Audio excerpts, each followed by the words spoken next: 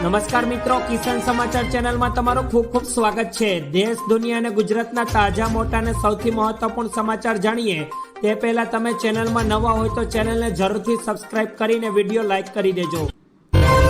ત્યારબાદના મહત્વપૂર્ણ સમાચાર, કાલુપુર રેલવે સ્ટેશન પર જતા મુસાફરો માટે મહત્વના સમાચાર। અમદાવાદના કાલુપુર સ્ટેશન પર મુસાફરોને ભારે હાલાકીનો સામનો કરવો પડી રહ્યો છે, જેમાં સમયસર ટ્રેન ન મળતા મુસાફરોને હાલાકીમાં મુકાયા છે।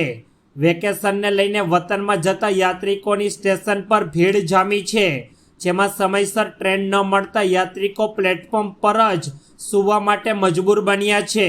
પંજાબ અને ઉત્તર ભારત સહિતની ટ્રેનો સમયસર ન હોવાની ફરિયાદ પણ સામે આવી રહી છે। ત્યારબાદના મહત્વપૂર્ણ સમાચાર, ભાજપના સમર્થનમાં એનઆરઆઈ ગુજરાતીઓનો ચૂંટણી પ્રચાર। એનઆરઆઈ ગુજરાતીઓ ચૂંટણીમાં પ્રચારમાં ઝંપલાવ્યા છે, જેમાં ભાજપના સમર્થનમાં એનઆરઆઈ ગુજરાતીઓ ચૂંટણી પ્રચાર શરૂ કરી દીધો છે। 11 દેશ અને 7 રાજ્યોના લોકો અમદાવાદ આવ્યા છે। એનઆરઆઈ ગુજરાતીઓ કાર રેલી સાથે ચૂંટણી પ્રચાર શરૂ કર્યો, જેમાં અમદાવાદથી સુરત સુધી કાર રેલી યોજાઈ હતી। 100થી વધુ કારના કાફલા દ્વારા ચૂંટણી પ્રચાર શરૂ કરવામાં આવ્યો છે।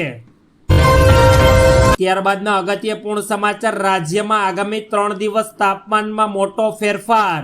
ગુજરાતમાં ગરમી ધીરે ધીરે વધતી જાય છે, ત્યારે અમદાવાદ હવામાન વિભાગે આગાહી કરી છે કે આગામી 3 દિવસ વાતાવરણ શુષ્ક રહેશે અને 3 દિવસ બાદ તાપમાનમાં કોઈ ફેરફાર નહીં રહે। દરિયાઈ વિસ્તારમાં તાપમાન 2 થી 3 ડિગ્રી વધશે, જ્યારે આજે અમદાવાદમાં 40 ડિગ્રી અને ગાંધીનગરમાં 38 ડિગ્રી તાપમાન નોંધાયું છે। 3 દિવસ બાદ રાજ્યના તાપમાનમાં ઘટાડો થશે અને હાલ પશ્ચિમી ઉત્તર દિશામાં પવનો ફૂંકાઈ રહ્યા છે। ત્યારબાદના ઉપયોગીપૂર્ણ સમાચાર, ઓ બાપરે, પાછો સોનાના ભાવમાં મોટો ભડકો। ભારતીય બિલિયન માર્કેટમાં સોનાના ભાવ ચડ્યા છે।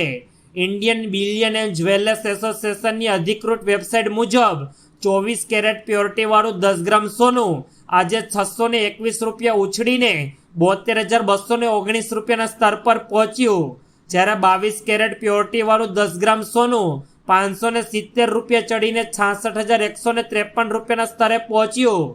ચાંદીની વાત કરીએ તો ચાંદી પણ 20 રૂપિયાના સામાન્ય ઘટાડા સાથે 79,980 રૂપિયાના સ્તર પર પહોંચી ગયું છે। ત્યારબાદના અગત્યપૂર્ણ સમાચાર, CR પાટીલે કાર્યકર્તાઓને સંબોધ્યા।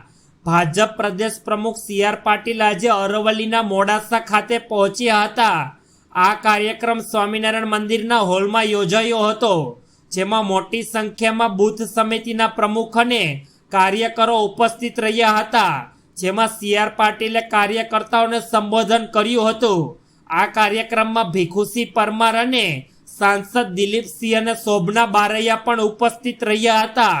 બૂથ પ્રમુખ અને બૂથ સંયોજકોને પણ પાર્ટી પ્રમુખે સંબોધન કર્યું હતું।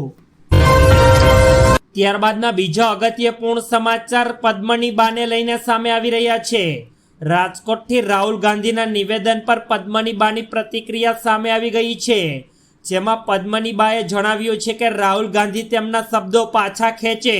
રાહુલ ગાંધી સમગ્ર ક્ષત્રિય સમાજની માફી પણ માંગે, તેમજ પદ્મનીબાએ ક્ષત્રિય સમાજના કેટલાક આગેવાનોને જયચંદ ગણાવ્યા છે।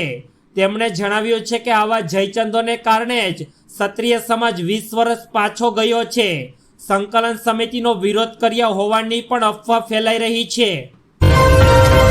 ત્યારબાદના ખૂબ જ મોટા સમાચાર, પ્રદીપસિંહ વાઘેલાએ ક્ષત્રિય સમાજને લખ્યો પત્ર।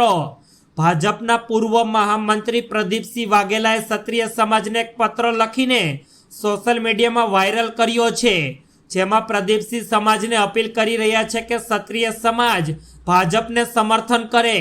આ સાથે જ તેમણે જણાવ્યું કે પીએમના નેતૃત્વ માટે ભાજપને સમર્થન કરવા અપીલ કરી છે। પ્રદીપસિંહ વાઘેલાએ પત્રમાં લખ્યું કે ક્ષત્રિય કોઈ વાદ વિવાદમાં માનતા નથી। પીએમ મોદી ભારતનું સાંસ્કૃતિક પુનઃજાગરણ કરી રહ્યા છે, સનાતન ધર્મની વિચારધારાને મજબૂત બનાવી રહ્યા છે અને ભાજપ અને વડાપ્રધાન મોદીની સાથે રહેવું એ આપણી નૈતિક ફરજ હોવાનું જણાવ્યું છે। ત્યારબાદના ખૂબ જ અગત્યપૂર્ણ સમાચાર, વાઘોડિયાના રહીશોએ કર્યો લોકસભાની ચૂંટણીનો બહિષ્કાર। વડોદરા શહેરના વાઘોડિયા રોડ પર આવેલ બાપોદ પોલીસ સ્ટેશન પાછળની 12 જેટલી સોસાયટીના રહીશોએ 9 મીટરનો રોડ અને પાણીની વધુ પ્રેશરની માંગણી નહીં સંતોષવામાં આવે તો આગામી દિવસોમાં લોકસભાની ચૂંટણીની બહિષ્કારની ચીમકી ઉચ્ચારવામાં આવી હતી.